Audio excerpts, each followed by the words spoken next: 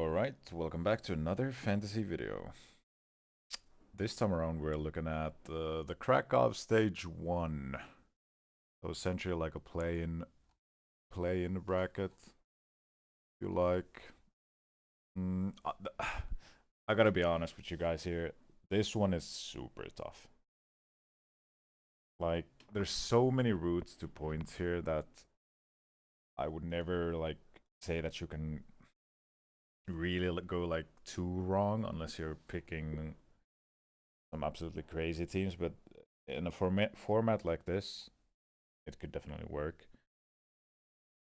And the reason my video is coming out so late is because I just can't seem to quite settle on a lineup at the moment.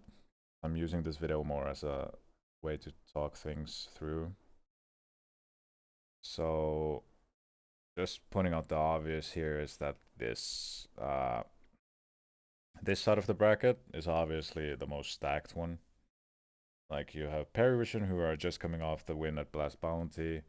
Heroic, with their full lineup again. No young start this time.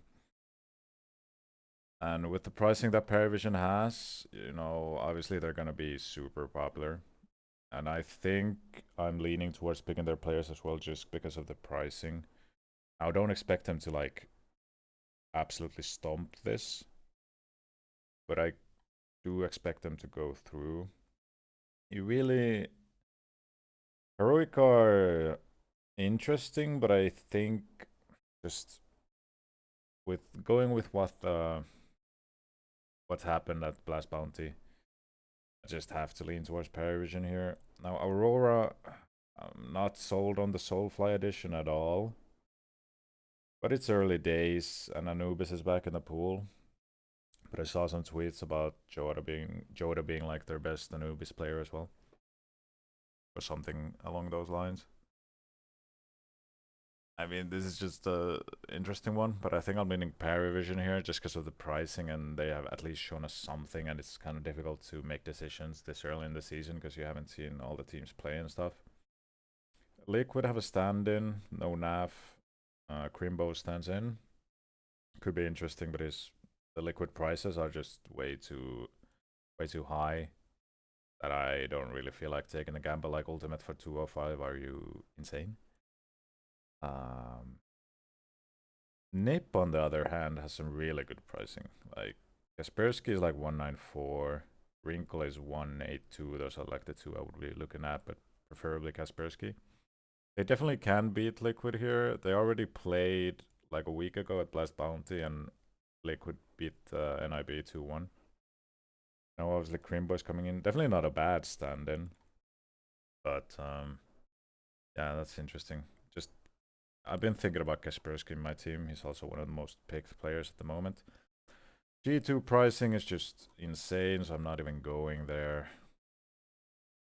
They should, on paper at least, like go 2-0 here, but there's just no point even thinking about it with those prices. Now, Legacy is one I've been thinking about a lot. I'm unsure about their form, because they have been playing in Brazil, and they did lose. They did beat MIBR, but then they lost to them again, and then they lost to Sharks. So I have no idea what to expect from them. Like, in my opinion, they definitely should beat BC game. But it's gonna be super interesting to see Simple back on LAN, of course, or at a big event. But I'm definitely interested in picking either Legacy or Foot. And I think I'm maybe slightly overrating Foot in my mind. And not just because of the Blast Bounty results, even though they didn't make it to the LAN portion, but they played really well against Furia. The 3D Max are just super inconsistent, so I could see them beating them. And the pricing again. Like, you can build any team you like if you go double Foot. Like, look at these prices. Like, Demon has 100% activation on headshots. It's like a 95% big activation on headshots. And he has good stats. And then Jukes was really good at Blast Bounty. can't go wrong with longs either, but those are the three I would pick from. So I'm really tempted to pick Foot because they're so cheap, and I definitely think they could go 2-0 here. And when I first looked at this bracket, I was I really wanted to pick a team from this side of the bracket because it looks on paper by far the easiest. But then you start considering teams like NRG, who are not very strong. Bait just promoted an academy player, no idea how he's gonna play. Astralis has a new lineup, Pain has a new lineup, and I feel like the pricing on Pain is. I just never I've never had much success picking Pain in recent times. And Pyrrha is super expensive, and then like the ratings are just very uninspiring on all of these. Like VSM, these are just inflated because of his time in playing as Brazilian teams. I'm not too inspired by them. Astralis are a bit on the expensive side for me. Like it's just so impossible to call what's gonna happen here. So you're pretty much gambling so hard that the team you pick goes 2-0, because if they don't go 2-0, then they'll get the if they lose the first game, then they'll get the loser of this game, which is not going to be an easy game for that. I expect whoever is here to beat, you know, the winner of this game. So there's always that risk, but it could definitely pay off if they go 2-0. It's just who do you pick here? It's I think I'm gonna stay clear from that just because of those reasons, that it's so uh, difficult to know, and also the risk of them facing any of these teams here, which I expect any of these teams to beat any of the teams here. So I think I'm gonna stay away from it.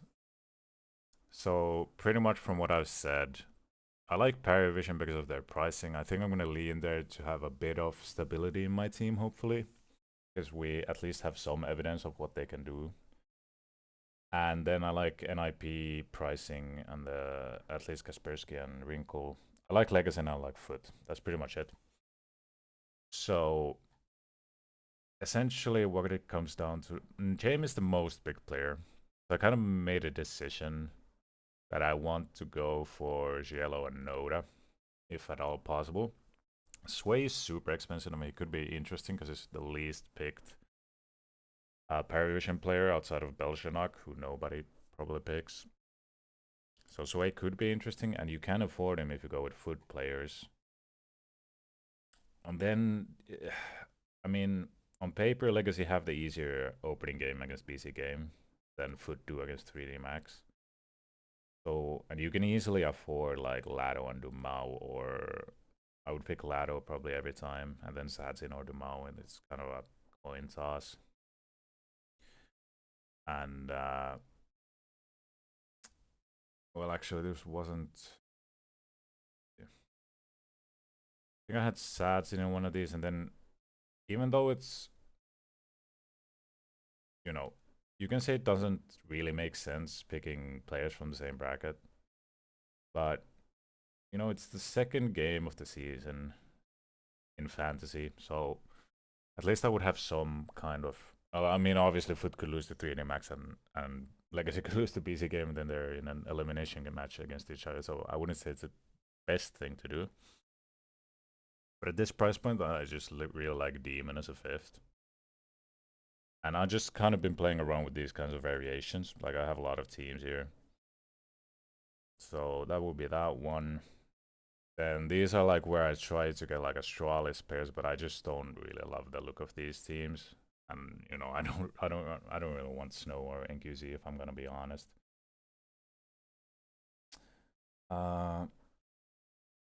Like this is what I'm talking about. Like if you go with Foot, you can get two highest rated players from Foot, and you can get pretty much anyone you want with them. You don't even have to go Sway, of course. You can go Noda.